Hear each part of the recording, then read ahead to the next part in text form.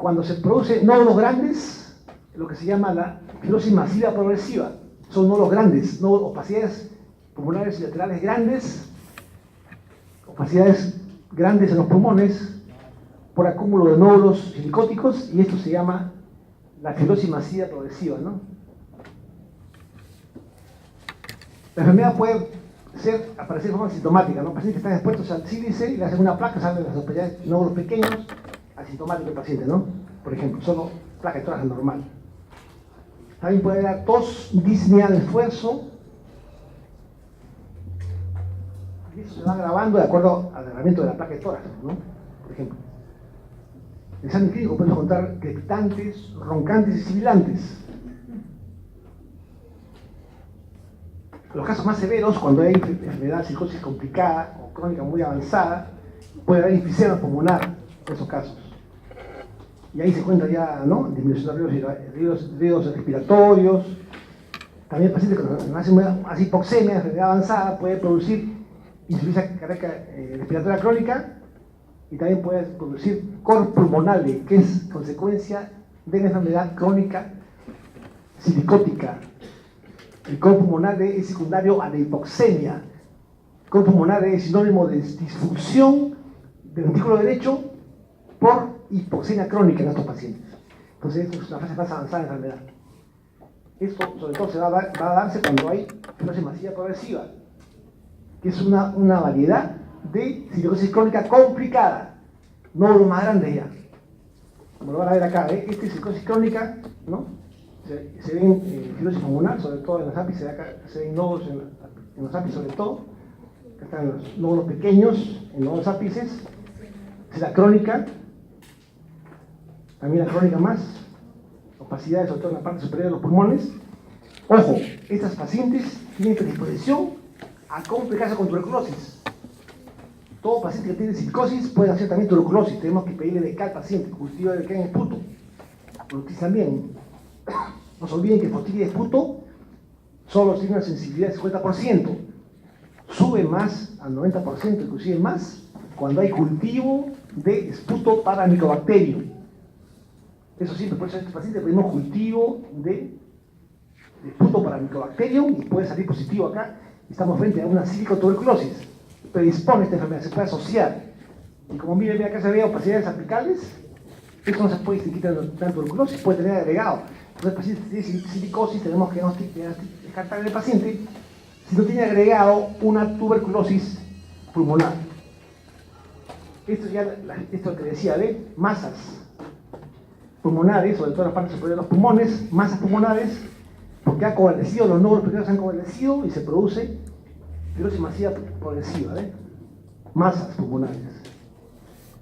Uno puede pensar, bueno, por ejemplo, eso es una neoplasia, ¿no? Otro tipo de enfermedad, ¿no?, crónica, pero al final es una psicosis complicada. En los cilios se puede presentar calcificación de los ganglios ciliares calcificados en cáscara de huevo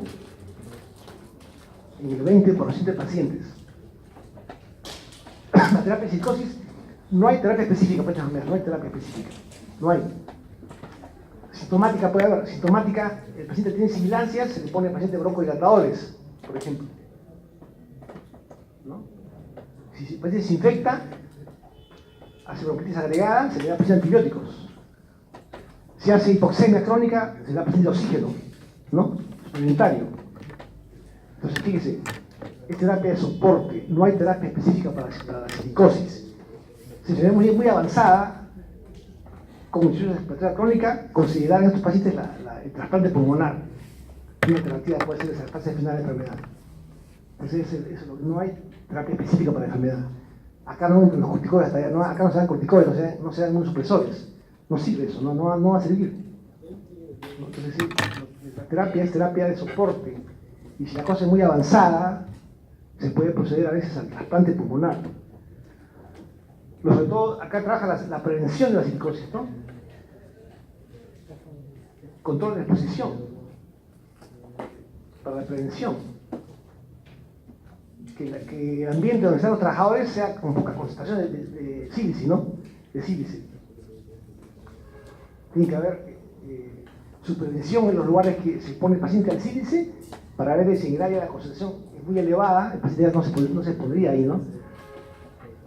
Eso es exposición, se debe disminuir la concentración en el ambiente del paciente, ¿no? También se debe vigilar los pacientes que están expuestos, vigilarlos para ver si hay trastornos en el paciente, ¿no? Se pone al sílice, se le hace placa de tórax para ver si ha habido compromiso con el paciente. También se puede hacer también espirometría para identificar tempranamente a pacientes que tienen silicosis. Si el paciente ya hizo silicosis, se hace prevención secundaria, se ubica en un lugar donde no está expuesto al sílice. Esta es prevención secundaria, ya ven, en estos casos. En países industrializados hay vigilancia, que decir, vigilancia de la salud de los trabajadores con riesgo de silicosis. Hacen una vigilancia, cómo va el paciente, en cuánto se ha puesto en el ambiente, cuánto hay de sílice en su concentración, para evitar esta enfermedad. Esto es lo que se llama la necrosis mineral del carbón. Esta es la atracosis. Se produce por exposición crónica al polvo de carbón. Se ve en sociedades minas de carbón. 10% de mineros lo tienen. Se ve en la radiografía. Y también 50% de mineros que están expuestos a las minas de antracita, que son una variante de carbón, también presentan este trastorno. Eso es el tipo de necrosis mineral del carbón. La exposición de 15 a 20 años forman opacidades pequeñas, es igual que parecía a la silicosis, ¿no? Dan opacidades, nódulos pequeños, redondeados en estos pacientes. Son crónicos o no son crónicos si no dan alteración, no dan, el paciente es asintomático, ¿no? Pero también puede haber casos complicados. También, como es un polvo mineral, también puede dar EPOC. Y el EPOC puede dar cuando se suma también al tabaco, por ejemplo. Entonces, es una causa de EPOC, es este tipo de neumoconiosis. En forma general, las neumoconiosis pueden ser manejadas evitando la exposición al sílice o al asbesto. No fumar, el paciente que esté con psicosis no debe fumar, no evitar la exposición al tabaco. Si se infecta el paciente, tratarlo con antibióticos rápidamente. Vacunación contra influenza y también contra neumococo, también debe ser contra el paciente. La vacunación también es importante. Sospecha alta de estos pacientes pueden hacer cáncer de pulmón, por ejemplo, de laringe, cáncer de ovario, mesotelioma, sobre todo en el asbesto, ¿no? Sospechar siempre ante un paciente que esté expuesto al asbesto, si la rama que tiene el paciente puede ser por cáncer de pulmón u otros, ¿no? También puede dar cáncer también, o cáncer también de plego, o mesotelioma maligno, ¿no? Entre otros. Tener sospecha del paciente que tiene este tipo de silicosis pueden hacer sobre todo tuberculosis o también micosis pulmonar también puede ser. Se trata los síntomas, como decía, se trata con broncodilatadores, en caso que haya sibilancia, por ejemplo, para el alivio sintomático del paciente. Si hay hipertensión pulmonar, se trata con oxígeno, por ejemplo. Y con los casos muy avanzados, trasplante de pulmón. ¿Qué cosa es el asma ocupacional? Es un trastorno que puede ser inmunológico. Y hay 400 agentes causales de este trastorno. Y cuando es de tipo inmunológico, hay periodo de latencia. El paciente se pone a la sustancia y hay un tiempo de espera, no es inmediato, ¿no? Un tiempo de 2 semanas, que el paciente hace la sensibilidad y recién hace el cuadro asmático laboral. Y puede ser dependiente de IgE o también independiente de IgE. Sobre todo se encuentra cuando hay exposición a proteínas de alto peso molecular, por ejemplo, de proteínas del huevo, ácaros, harina y también animales de laboratorio. Estos pueden producir una hipersensibilidad y dar IgE dependiente del asma ocupacional. También hay un asma ocupacional IgE independiente. Por ejemplo, cuando hay exposición a agentes bajo peso molecular, inflaman los bronquios y puede producir un broncoespasmo sin periodo de latencia, por ejemplo, es una variante. O sea, sería alérgico y no alérgico, por ejemplo. Eso es lo que se llama relacionado al trabajo. Acá hay asma agravado del trabajo. ¿Esto cómo se sospecha? El paciente que tiene asma del trabajo mejora los días feriados y los fines de semana. Y cuando va al trabajo, se agrava el asma, por ejemplo. Esa es una forma de saber qué es esto, ¿no? También puede ser el paciente un asmático que se agrava cuando va al trabajo, también puede ser, es un tipo de, una variedad. Cuando hay asma de inicio reciente, en la adultez, puede ser ocupacional o puede ser disfunción reactiva de la vía aérea. El asma ocupacional puede ser alérgico, con periodo de latencia, 1 o 2 semanas, sin periodo de latencia, no alérgico, por inflamación, síndrome de disfunción reactiva de la vía aérea. Por ejemplo, un humo, una sustancia, el paciente inhala y se cierran los bronquios, y esto es no alérgico, sin latencia. Cuando la latencia es alérgico puede ser por IgE o de otro tipo de causa ocupacional. Mira, entonces esa es la clasificación del asma ocupacional. Pensamos en eso cuando el paciente se agrava, cuando va al trabajo y mejora cuando es vacaciones, feriados o fines de semana, el paciente mejora. Y cuando va al trabajo se agrava la enfermedad. Entonces ese es lo que, ¿no? Lo que le decía, ¿ven? Se diagnostica con prueba de presión pulmonar, ¿no? Espirometría, prueba broncodilatadora, antes y después de la labor del paciente. También se puede hacer test cutáneos con sustancias y también se puede hacer estudios in vitro, determinación de anticuerpos específicos para ver el causante de la alergia del paciente, ¿no? También se hace prueba ventilatoria de flujo respiratorio máximo. Eso se va a producir, sobre todo en técnicos de laboratorio, granjeros, industria del plástico y caucho, limpiadores, pintores, soldadores. Todos ellos pueden tener asma ocupacional. El último factor que vamos a revisar es este tipo de neumonitis por hipersensibilidad. Esto se va a producir por exposición a una serie de sustancias, inhalación de sustancias, sobre todo orgánicas, que inflaman la pared alveolar, bronquial y también intersticial.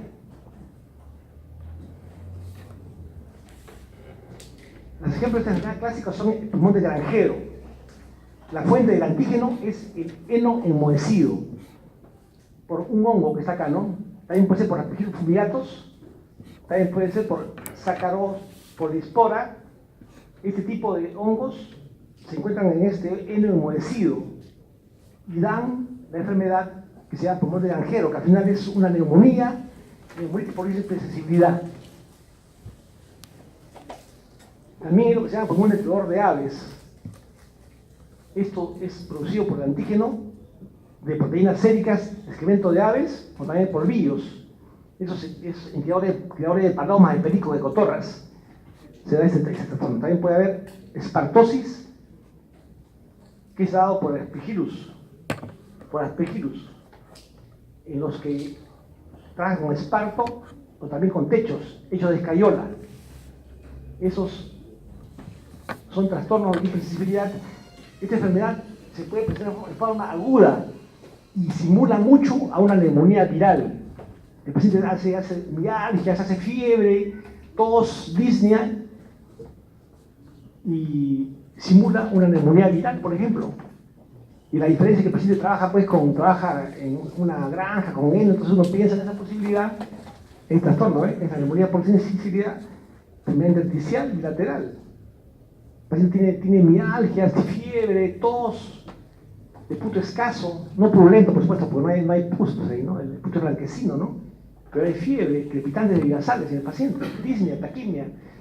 Parece una neumonía, ¿no? Una neumonía viral, por ejemplo, o atípica, pero corresponde a una neumonitis por hipersensibilidad, porque el paciente tiene antecedente de trabajar, por ejemplo, con aves. Es un criador de palomas, porque cría palomas, se expone al polvillo, a las heces de las palomas, y hace una reacción alérgica pulmonar que se llama neumonitis por hipersensibilidad. Miren, ¿ve? Esa es la fase aguda de la enfermedad,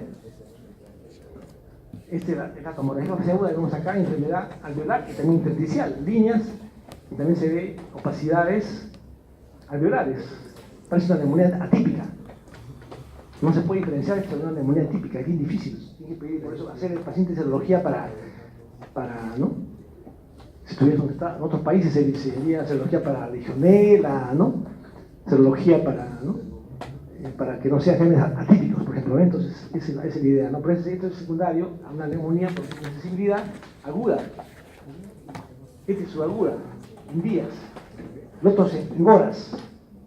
El paciente después de 4 horas hace la enfermedad aguda en horas, este es en días. 3 días después de ponerse hace trastorno así crónico, que hace unos micronódulos. Acá hay nódulos pequeños, micronódulos pequeños, en fase subaguda de este tipo de enfermedad, que es una enfermedad alérgica, por exposición a sustancias que ya le dije, ¿no? La clínica, la aguda, 4 a 8 horas.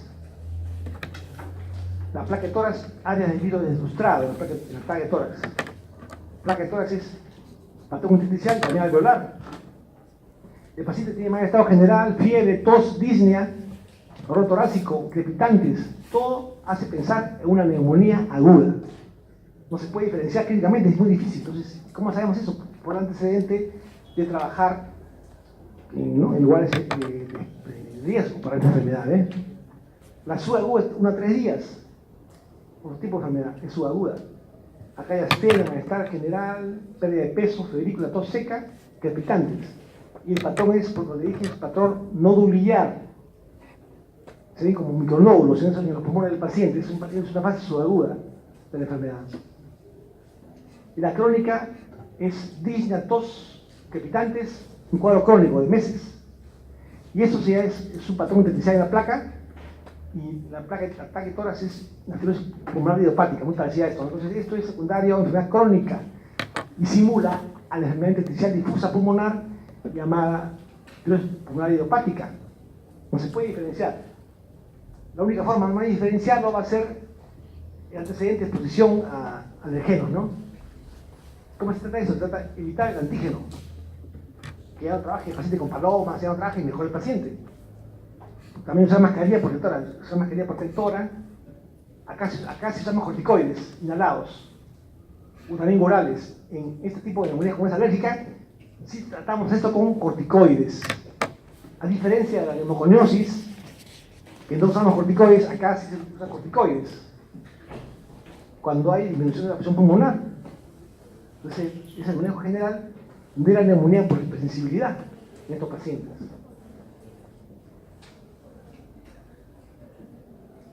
Entonces, los principios para control de estas enfermedades ocupacionales: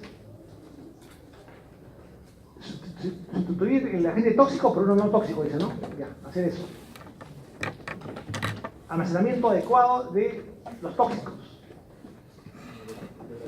O también, si va a haber por ejemplo, un trabajo en el cual hay exposición por ejemplo, de asbesto o de sílice, puede hacer un trabajo con automatización, o sea, como un robot que perfore las perforaciones en las minas. Entonces ya no va a entrar el humano ahí, o entra menos y hay menos exposición al sílice, por ejemplo. También tener una buena humidificación, ventilación adecuada, flujo laminar que disminuya la concentración del agente tóxico inhalado. También equipo de mascarillas para que el paciente no respire eso, ¿no? Si ya tuvo exposición al sílice, por ejemplo, rotar al personal del lugar, ¿no? Ya no trabaja ahí, cambian de lugar para que no se ponga al sílice, por ejemplo. También que el paciente no debe fumar, ¿no? No debe fumar. Y hacer screening a los pacientes que se pueden expuestos al sílice o otro tipo de sustancias, hacer estudios de función pulmonar, ¿no? Para identificar EPOC o asma en esos pacientes, por ejemplo. Entonces, son medidas generales. Ese es lo que hemos revisado sobre las enfermedades ocupacionales pulmonares. Siempre pensar en estas posibilidades, porque no es común, no es raro ver la enfermedad, en que trabaja el paciente antes, ¿no? Esa es la forma de ver estas enfermedades, ¿no? Vamos a revisar brevemente sobre el cáncer de pulmón.